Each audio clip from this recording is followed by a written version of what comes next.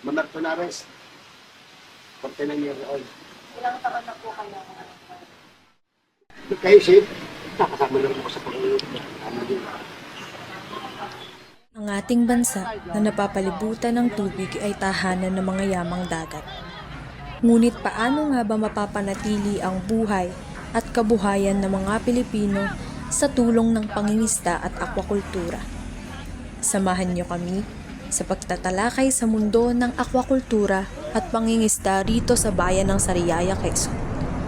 Alamin natin ang kahalagahan, mga hamon at mga solusyon para sa ganitong uri ng pamumuhay sa tabing dagat para sa kinabukasan. Tara, samahan niyo kami.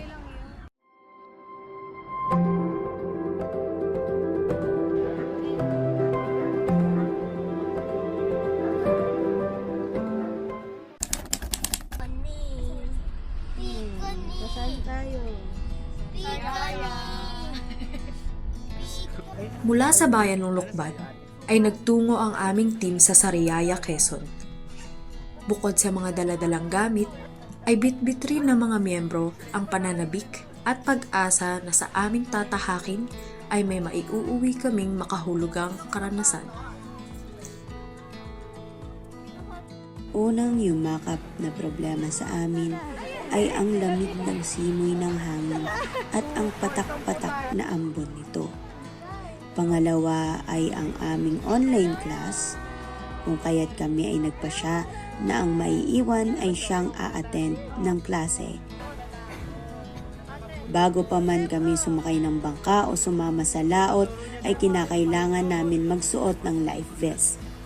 Ito ay upang maging ligtas kung meron man mangyaring hindi kaaya-aya habang kami ay nasa laot.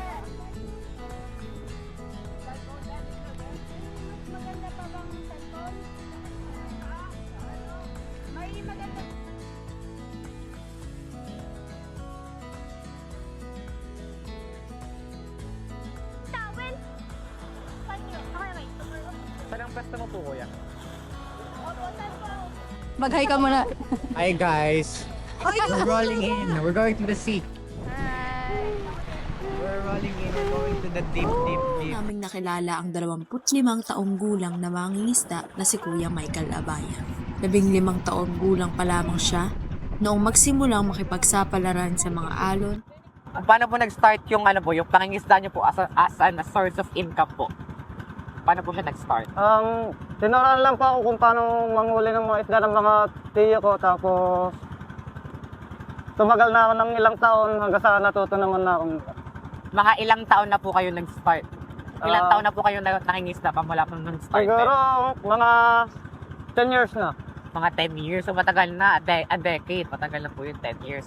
Tingin niyo po, kung i-compare po yung panahon po noon, nung nagsisimula pa lang po kayo, compare ngayon, ano po yung mas madaling process ng pangingisda at ano po yung mas magandang result ng pangingisda nung panahon po noon or yung panahon po ngayon? Parang same lang din naman pag nung noon at ngayon. Kasi minsan mataas yung huli, minsan mababa. Ganun. Pag ganito pong malakas, sir, madalang po ang hulihin. Pero pag kalma naman yung dagat, medyo maganda naman po yung kita, ganun. Hulihin. Tsaka pag malakas naman po kasi hindi makita. At tsaka malaki yung halon. Sa ganito pong klase po ng pangingisda, ano po yung mga oras po kung saan po pinakamagandang lumaot? Depende lang po yan pag okay sa gabi po, hanggang umaga na po yan. Mga ilang oras po kayo tumatagal sa laot? Araw-araw? Minsan inaabot ng alas kami ng mga 10 dito hanggang 6 a.m. na kami sa laot. Tagal din. Agad kaming bumalik sa tabing dagat dahil sa hindi mahula ang panahon. Napagdesisyonan na manatili muna sa pinanunuluyan ng aming team. Ngunit sa aming pamamahinga, may bago na naman kaming natuklasan. Ito ay isa pang paraan ng kanilang panghuhuli ng mga isda, ang paggamit ng lambat. Tulong-tulong ang mga mangingisda sa paghila nito na siyang naranasan ng ilan sa aming mga miyembro. Ang tawag daw sa uri ng pangingisda na ganito is pagpupukot. So usually ginagawa yung pagpupukot tuwing low tide kasi since mas madali siyang gawin at mas okay yung nahuhuli compare kapag high tide. Sa gabi, nasabing mas kalma ang dagat kaya't mayroong mga mangingisda na pinipiling pumalaot. Pumupunta sila sa gitna ng dagat gamit ang isang simpleng bangka mula alas 6 ng hapon na umaabot ng alas 10 ng gabi. Ngunit hindi maiiwasan ang realidad sa panganib na dala nito. Cooler na pag-ararausan sa magdamag ng ilang magdaragat ay kaso lang ay di madami sila magkakasama ay nakakaraos din sa pang-araw-araw namin. Para sa amin ay di ito ang hanap buhay namin pagkadaiti ganyan. Iya mamaya dadalhin na namin yan sa kuwan. Pagkatapos ng isang matrabahong araw, kami ay kumain ng hapunan ng sama-sama at inakala na ito na ang pagtatapos ng araw. Naabutan namin si Mang Mamel. Ano pong tawag sa ginagawa niyo po ngayon? Sa Tagalog dito sa amin, pangangawin. Pero sa kuan, pamimingwit. Tuwing gabi niyo po yan ginagawa? Bihira. Opo. Pag yung sinisipag-sipag lang. So, nag-change of plans nga po tayo. Kanina po ay dapat mamamahinga na tayo pero nakita nga po natin silang namimiwas kaya in-interview na po muna natin.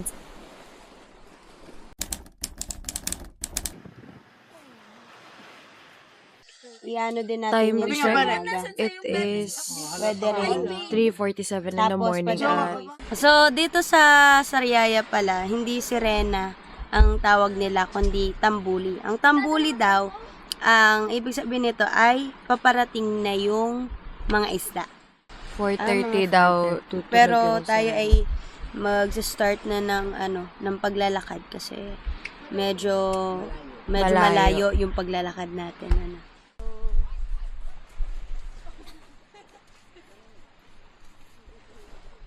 So, nandito na tayo sa pier ng Sariaya.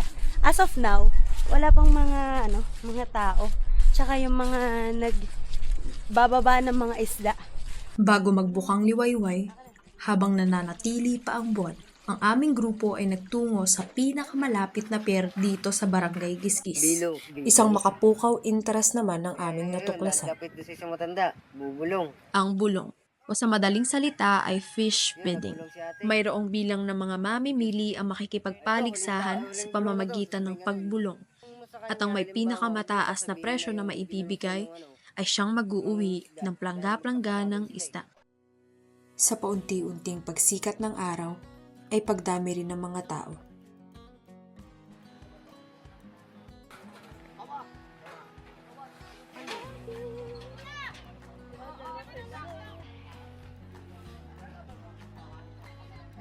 At dito namin nakausap ang isang maglalako na isa sa pinaka Paano naghihintay. niyo po kuya kilala ko yung isda ninyong tinitinda? Naglilibot-libot po kayo, ganon? Kamusta naman po ang paglalako ninyo ng isda? Marami po ba bumibili? Kumikita rin ako na konti. Anong oras po kayo pumupunta rito? Mga alas 9. Ito po ang bike ninyo. Ano po nakaka-apekto po yung panahon sa pagtitinda niyo Pag po? wala, pag tigil, wala, bago natin wala.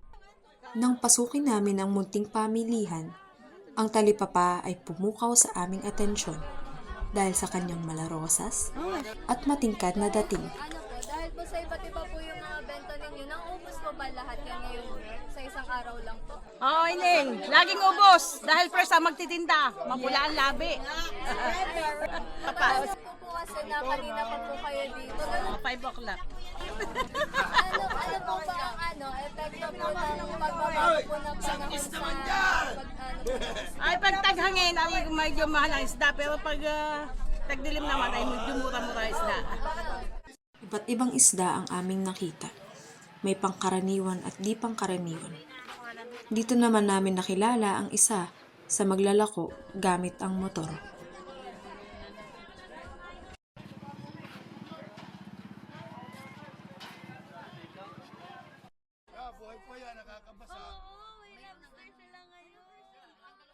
kanina pa po ba kayo dito Sa alas 5 kami dumating. Siyempre, kuha ko muna dito sa komisyon, bulungan, tapos sumunod Pagkabulong, babalutin mo. Tapos 4 kilo, tapos titinda mo na sa diyan. Sa mga bahay-bahay. Gano'n na po kayo katagal sa paggaganto po? Ay, 25 years na. Ilang taon po kayo? 46 na.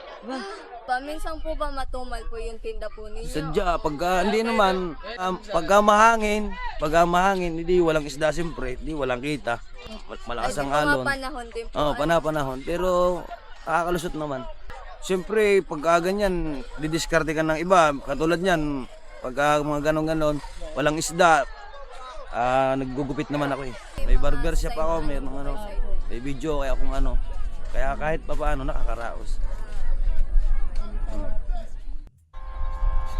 At dito aming narinig ang pinakahihintay na tambuli, kung saan ito ay kasabay ng pagdating ng mga mangingisda na pumapalaot noong kinagabihan. Dito ay nagpatuloy ang bulong dahil sa mga panibagong dumating na isda. Dito rin namin nakapanayam ang dalawa sa mga mangingisda mula dito. Kaya kayo napunta po ng dagat para po. Madaling araw sila naalis. Madaling araw. Natatapos po kayo ng ano? Abay mo kahit oras, alas 9. Kasi ako nag-deliver lang ako dahil sa mga ito, mga kuwang ko din to kasama. Dati nag-iisda ako, tanong mo sa pamangkin ko. Ay wala na kaming lambat, isa na lang yun sa utol mamal ko na yun. Kasi, Kapag nahangin po ba yung dagat? abay hindi na laot. Hindi po nalaman. Hindi pwede magpakamatay, baka mamaya eh. Anong oras po kayo pumapalaot? Depende minsan ay madaling araw, mga alas 5, gano'n.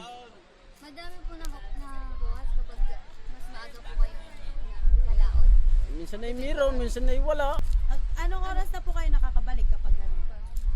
Depende pag may huling isda, ay pag wala ay di nagtsatsaga. Na po ngayon yung climate change po. Paano po ito nakaka-apekto sa inyo bilang mangingisda po? Tsaka sa pamumuhay nyo po. Eh di tambay lang ho. Pag yung may operation, gano'n ho, natambay lang ho kami. Pero pag wala naman, di diretso kami lang. Narito na ang pinakahihintay ng lahat, ang pagdating ng mga taksay. Ito ay isang uri ng sasakyang pandagat, ngunit mas malaki sa karaniwang bangka. Nananatili ang taksay sa gitna ng dagat buong gabi upang makahuli sa paraan ng paggamit ng lambat. Sa pagdating ng mga taksay, marami ang nag-aabang na mamimili, maglalako at bumubulong sa iba't ibang uri ng mga isda na nahuhuli nito. Sa aming mga huling sandali, nakapanayam namin ang dalawang lokal na mangingisda. Ang kasakasama namin sa buong paglalakbay na si Dave at si Mang Mamer. Minsan po ay naglalaot, mga naghahuli nga ng isda para makahuli ng ulam ay para may pangulam sa araw-araw, lalaot nga. Mahirap po ba ang pamumuhay ng isang mangingisda? Mahirap po talaga isang pamumuhay ng mga isda dahil po laot pa po yan eh. Malamig ang karanasan ng mga maglalaot dyan. Lalo gabi sila lalaot. Diba noon may naka-encounter tayong bagyo? Oo. So gaano ito nakaka-apekto sa iyong paghahanap buhay sa pamilya? Lalo na pag nabagyo. Hindi ho talaga makakapangisda gawa lang nabagyo dahil mga malakas na ang alon. Yung mga dalang mga basura gawa ng galing ng ibang isla. Kaya hindi makakapag-isda gawa ng may mga kahoy, may mga kung ano. Kaya po kami makakaisda laban ay mga kalmanan. Nang lang po ay sana'y laging malinis. Sana'y laging malinis at laging walang bulong, ganun.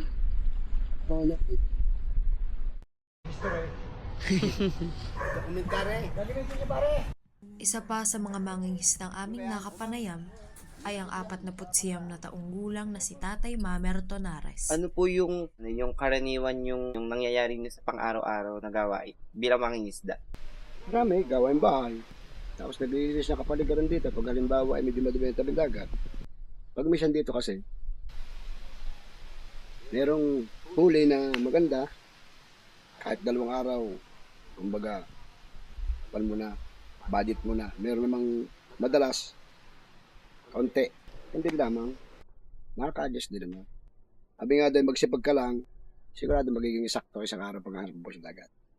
Mahirap po ba ang mangingisda? Mahirap. Lalo pag malaking alot, malakas. Siyempre, hindi mawala yung ganyan disgrasya. Lulubog ang bangka, tatawag malakas eh. Kinakailangan pati dyan, diskarte. Lakas ang loob. Paano po nakaka-apekto yung mga nagdaang bagay po para sa inyo? Ay, marami. Marami epekto. Siyempre, inaabot kami dito, alam ba, babagyo ngayon. Pero mga 2 linggo bago kami makalaot. Apektado siyempre ang kabuhayan. Walang hanap buhay. Ihaharap ngayon ng panibagong hanap buhay. Tuwing summer, ang hanap buhay namin dito, bangka. Namamasada. Yung mga turista, dinadala namin sa corals, kaya kami ang nagbabawal din sa mga ganyan mga bawal na aktibidad na illegal. Bawal namin, kami ang nagbabawal. Yung po kayang climate change ay hindi po nakaka-apekto po sa halimbawa po pag nakakahuli po madami po pang nahuling isdaon, kaunti po ang nagpapakisda, ganun po. Ay, siyempre nakakapito pala, may change yun eh. Ayun nga, pag minsan kadod niya, malakas ang alon, hangin, ayun nakakasagaban. Yung panahon po. Panahon. Dahil hindi natin, siyempre, alam, pagsapalan natin buhay. Si Dr. Bonifacio Comandante Jr. o mas kilalang Doc Bon. Ano pong naging epekto ng climate change po dun sa trabaho niyo po? So, ano yung epekto ng climate change sa aking ginagawa? Ay di, yung pabagong temperature na mag-spike. Halimbawa, medyo mainit, tapos biglang medyo malamig. Ayun, nakaka-apekto yun sa halimbawa nasa aquaculture, lalo na kung nasa fish pond, hindi masyado yung nasa dagat kasi hindi nagbabago yung temperature ng dagat. Yung dagat, constant yan, hindi nagbabago yung temperature niya. Kaya pag naglagay ka ng isda doon, swerte yung isda. Pero sa fish pond, pag lumamig, hindi apektado sila. Mahina yung growth nila kasi mahinang kumain pag malamig. Yung mga karanasan niyo po ngayon na hindi ho ganun ka-damaging before? Dahil sa nasa Lukban ako, ibang-iba yung klima natin dito. Ito yung tinatawag na microclimate, yung Lukban. Kung bababa ka lang, halimbawa, bumaba ka lang ng Tayabas, Lucena, iba na. Oo, iba na yung climate niya, iba na yung temperatura, iba na yung relative humidity, at saka yung iba pa mga factors. Paano mo i-prevent yung epekto ng climate change sabihin natin sa aquaculture, no?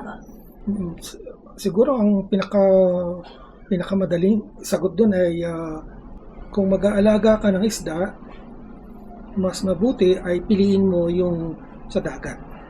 Kasi nasabi ko na kanina na ang dagat ay buffer solution. Hindi siya nag-change appreciably.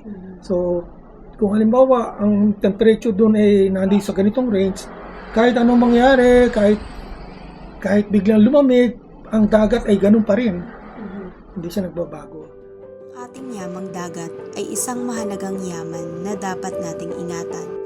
Sa bawat islang ating kinakain, sa bawat pagsagwan na ating ginagawa, at sa bawat alon ng karagatan. May pagkakataon tayong magbigay ng ambag sa kalikasan at sa komunidad ng mga mangingisda. Sama-sama nating protektahan ang ating likas yaman. Ito ang kwento ng aquakultura at pangingisda. Buhay, pag-asa at kinabukasan. Salamat sa inyong pagsama.